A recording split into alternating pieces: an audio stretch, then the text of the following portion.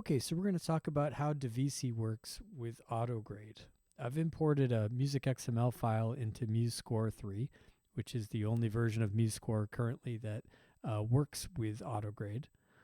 And if I scroll down here and take a look at this bassoon part, this Divisi is workable in AutoGrade. Because everything's in voice 1 here, you can see all by them being in the color blue here, that we can see all of these notes are in voice 1. If a player plays any of these notes, even if they do all the top ones, all the bottom ones, or a mix of that, AutoGrade will count those as correct. What's not yet supported is multi-voice Divisi. So if we look over here, we can see that sometimes MuseScore imports multiple voices kind of strangely. This probably does not look like this in the export file with this sort of beaming. So you can clean up anything that comes in looking kind of strange like that by hitting the auto beam, and that will fix it to probably what it would look like. So any selection and auto will fix that. Once you have your file cleaned up, what we need to do in the case of the alto sax 1 and 2 parts is really, for this to work properly, we would need to create 2 separate parts for this to make it work. If you have that already in the file, great. But sometimes scores are created a certain way and you don't have access to the broken out parts. If that's the case, you would want to hit the letter I for the instruments section. And now we're going to select alto saxophone to put these new instruments underneath it.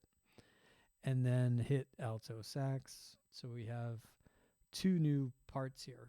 And we can go in and name them alto saxophone 1 and 2. Okay, so if we go back to where we were, you would need to make these fixes and copy and paste to kind of recreate these parts as you would want to see them. But when you want to break apart parts like this that have multiple voices, what you would need to do is use the explode tool. And what the explode tool does is it's going to keep voice 1 on this staff and then move voice 2 down here into this alto sax 1 part. So you need to have an empty staff below it for this to work. It's going to look like something happened down here in the tenor sax part, but nothing actually does happen here. As you can see, this is how it looks before. And once you go into Tools, Explode,